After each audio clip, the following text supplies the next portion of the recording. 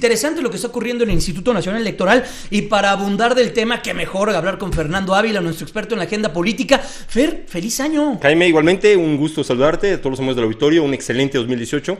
Como regularmente comento, se dice mucho el a ver cómo nos pinta el año, pero yo estoy convencido que cada quien pinta el año del color y los colores que quiere. Entonces vamos pintando el año de los mejores colores, ¿no? Exactamente.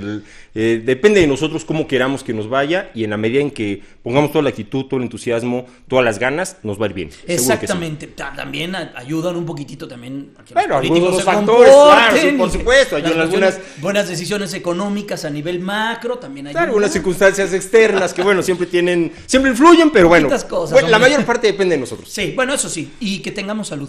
Fundamentalmente, eso es fundamentalmente, ya después de ahí todo va lo demás fluir, ¿no? Exactamente. Oye, Fer, pues ya iniciamos. Hoy en la primera hora platicábamos de las firmas que están recolectando los precandidatos ciudadanos, aquellos que quieren aparecer en la boleta. Vemos la inercia de los candidatos o de los precandidatos. ¿Dónde te detienes tú en el análisis? Me parece importante revisar lo que fue este primer mes de precampañas y lo que también bien comentas, la parte de la evolución de los potenciales candidatos independientes. Parece claro que por lo menos sí tendremos a 2 candidatos independientes aparentemente, en la medida en que, como bien señalaba también el consejero presidente del Instituto Nacional Electoral, cumplan con todos los requisitos, que no es solamente el llegar al número de firmas, que lo mencionaban incluso un poco más temprano, sino el hecho también de cumplir con el tema de la distribución del 1% en 17 estados, que muy pocos han avanzado en esa parte, como que se concentraron simplemente en el número general. Vemos el caso particular, por ejemplo, el Bronco, donde tiene una importante cantidad, pero toda centrada básicamente en lo que es el caso de Nuevo León. Le falta mucho, todavía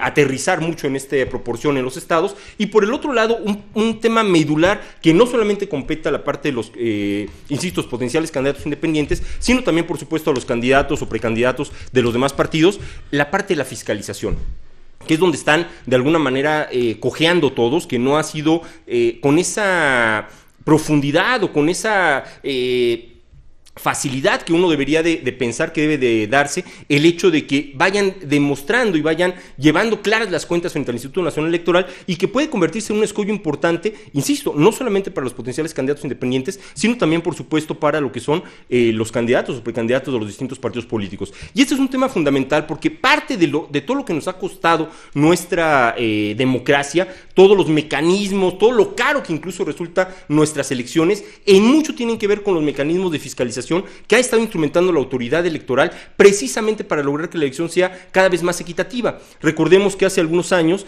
no se revisaba a profundidad este tipo de temas. ¿Y qué pasaba? Que pues aquel partido que tenía más acceso a recursos, más acceso a financiamiento, la realidad es que tenía una ventaja importante, por lo menos de arranque y durante todo el proceso de campaña, para poder llegar o penetrar de mayor forma hacia la ciudadanía. Hoy, el hecho de que tengamos este mecanismo de fiscalización, que esté muy claro cuáles son los topes de gastos de campañas, en el caso particular, de la manera en que deben de irse registrando los gastos que van teniendo, en este caso, quienes están buscando el apoyo ciudadano para ser candidatos independientes, o en el caso de los precandidatos, cuáles son sus gastos que van llevando a cabo durante la precampaña, y que los mismos estén reportados adecuadamente en el Instituto Nacional Electoral, nos permite a los mexicanos estar claros que el proceso en ese tema es equitativo, y debe de serlo. Y por eso es fundamental que la autoridad electoral no ceje en este empeño y no de alguna manera se vuelva blanda en cuanto a el hecho de que eventualmente, si alguno de ellos no cubriera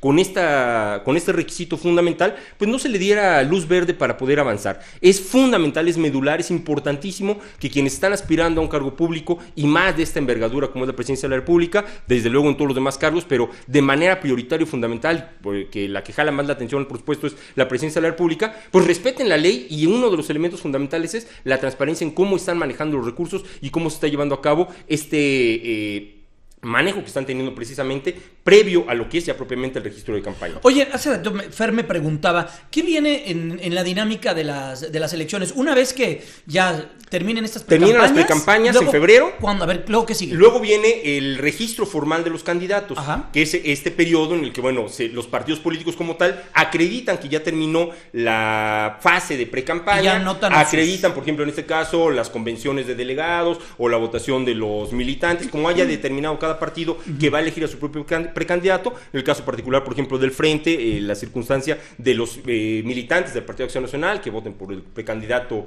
que decidieron, pues en este caso hasta ahorita es únicamente Ricardo Anaya, pero bueno, termina esta parte y entonces entrega toda la documentación el partido político o la coalición al Instituto Nacional. El Instituto Nacional valida esa información y registra al candidato como tal, acredita entonces ya la figura del candidato y se genera lo que le conocemos como una veda electoral. Eso era lo que decíamos. La pre-campaña y el inicio formal de la campaña. O sea, ahí no vamos a escuchar spots. No se va ¿nada? a escuchar ni spots, no se va a escuchar absolutamente nada. Los ya potenciales candidatos en este entre que fuiste electo ya precandidato formal, candidato y ahora vas a ser ya iniciar tu campaña, tienen actividades privadas, básicamente son los cuartos de guerra, establecen las estrategias de campaña, valoran cómo les fue durante la precampaña, qué hay que ajustar, qué hay que aplicar, y una vez que arranque la campaña el 30 de marzo, otra vez viene todo el tema de los spots con la suma de que, bueno, por ejemplo, en el caso de los candidatos independientes que lograran estar en la boleta, se va a sumar, esa presencia que hoy no tenemos en medios, por ejemplo. Fernando, rápidamente, ayer el instituto, bueno, desde hace un par de días, ayer se da a conocer ya de forma oficial, se tiene que cambiar el nombre de la alianza del PRI, sí. Partido Verde. El concepto es claro, fíjate, recordaremos, no sé si lo tengamos claro, pero en el 2000 cuando la coalición que buscaba presentar a Vicente Fox como candidato, recordarán que el logotipo de la coalición incluía la imagen del candidato, la imagen de Vicente Fox con su famosa V de la Victoria, y que en aquel entonces, el entonces IFE, prohibió la imagen como tal, terminó siendo el logotipo solamente con la silueta del candidato, precisamente porque como esta imagen debe de aparecer, y en el caso de la coalición, en el caso de hoy, Mi Ciudadano por México, aparece en todos los actos de campaña, en toda la publicidad del frente de la coalición como tal, a nivel nacional, pero también para candidatos a senadores, para candidatos a diputados federales, en los lugares, en las elecciones locales en donde se logren estas coaliciones,